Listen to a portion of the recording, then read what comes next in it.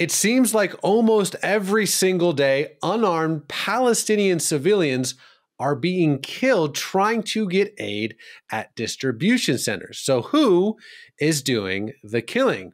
Well, honestly, it depends on which site you read. Well, Shimon Myers, CEO of Arise, joins me now. Shimon, what say you? Man, you hit the nail right on the head. Depends who you tune into. I am watching every day, listening to all the different channels. If you watch Al Jazeera, just subscribe to their Instagram page, and you'll want to break your phone into 1,000 pieces potentially. But every single day, they are reporting on these civilian casualties at the hands of the IDF. And then scroll back a week and see if you can find a single one of those posts, because every single one of them is debunked every day. And what happens is many of the linear mainstream media outlets see that report and they run with it before they corroborate anything. Here's what we know. Hamas is not concerned with humanitarian causes in Gaza. Can we agree on that? Hamas is not concerned with humanitarian causes in Gaza. Israel and the United States are concerned with civilian humanitarian causes in Gaza. So that's at the backdrop for everything that's taking place there. Okay, Shimon, so who is firing? Because ultimately, it pretty much has to be either the IDF or Hamas in some sort of weird conjunction with, other nefarious actors, maybe at the United Nations. I mean, the UN is actively trying to shut down the Gaza Humanitarian Foundation. So what is happening? Who is actually responsible? Okay, so there's a lot to unpack there. First, you have to look at who's reporting these casualties. And largely, it's the Gaza Health Ministry, which we know is controlled by Hamas. So you've got to ask the first question, which is, if Hamas is behind the reporting on this, is Hamas a reliable source of information? So, the audience should be asking themselves that. Is Hamas a reliable source of information? So we don't even actually know where these casualties are coming from, or if they even exist. So I would even back up and say it's not just a given that there are casualties every single day, and if so, we don't know who they are or where they're from. If they're showing up at these hospitals, we don't know how outdated some of this footage may be, so on and so forth. Okay, so that's the first thing. You led into a much bigger conversation about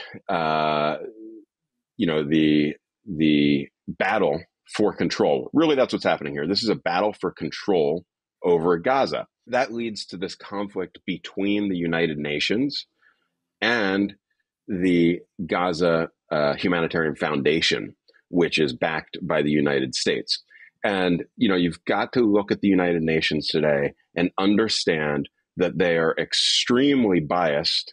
And I'm not going to say just against Israel. They're anti-Western. There are massive voting blocs within the UN that consistently vote against Israel. And that's the only way that they can actually go against Western civilization. And there are two major ones: the OIC, the Organization of Islamic Collaboration, and the other one is the NAM, which is the Non-Alignment Movement. They've been around since the 60s and 70s, and they actually have a perpetual majority within the United Nations. The OIC has 57 countries, and the NAM has 120 countries represented, and they represent a majority, over 62%. So they also have resolutions that are indefinitely and perpetually on their agenda. They have issue number 7 that comes up in every single meeting where they single out Israel. It's a resolution that specifically deals with Israel. That's a perpetual part of their agenda. There is no other country on the planet that is treated like this, which is pretty remarkable when you consider some of the human rights atrocities that are committed by many of the countries that are even represented at the UN. It's important to know, because your viewers may be asking, well, what are the differences? So, if you look at, what's really happening, what you have here is a battle of Western civilization, democracy, freedom, Judeo-Christian values. That's a battle that's taking place between Islamism, radicalism, communism, so on and so forth. And the UN is a great part of the battlegrounds. It's significant in the sense that they have the ability to persuade. So it's really a battle for public opinion. And, people should constantly be asking, who is our friend and who is our enemy? Trying to understand that in the simplest form. And I know that those are narratives that are changing, but it's unquestionable that the United States and Israel share the same value system. Israel's the only liberal democracy in the Middle East. Arab citizens can vote. We have an independent judiciary, so there's separation of church and state to a large degree. LGBTQ can have rights, women can have rights, so on and so forth. Those are things that are celebrated by Western civilization, celebrated by the Western world, celebrated by the United States, and that's really what's at stake here. All right, so Shimon, let me ask you this in closing. Obviously, we are both followers of Yeshua, and we both value and care about human life. And there seems to be this dichotomy where you have to be anti-one, pro-one, and I think there's room to be, pro-Israel, believe in the right to defend themselves, and also have a massive broken heart for the suffering of Palestinian civilians in Gaza. So, where should we be looking to find the truth? Because it seems like, again, no matter where you look, there's just deception everywhere. I mean, I'm sure there's people in the comments that think that we're deceiving people. And honestly, like I mean this sincerely, I'm just trying to get to the bottom of this too. So where should we as followers of Yeshua go when we want to be a light in this dark place?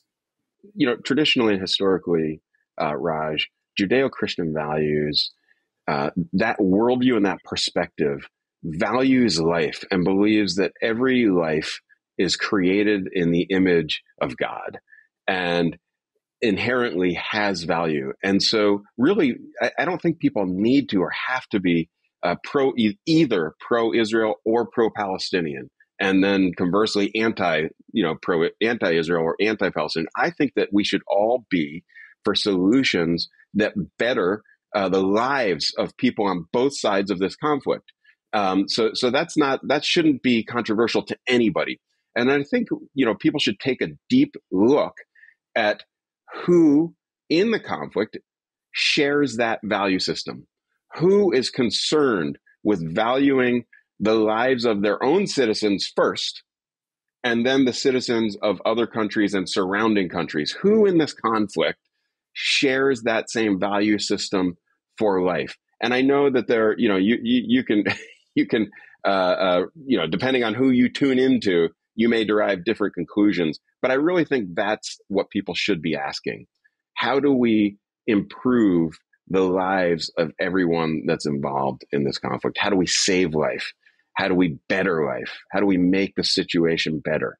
Well, I think, part of it is having wisdom and discernment to realize that there are so many lies. As someone who's been there 30 times, you grew up there.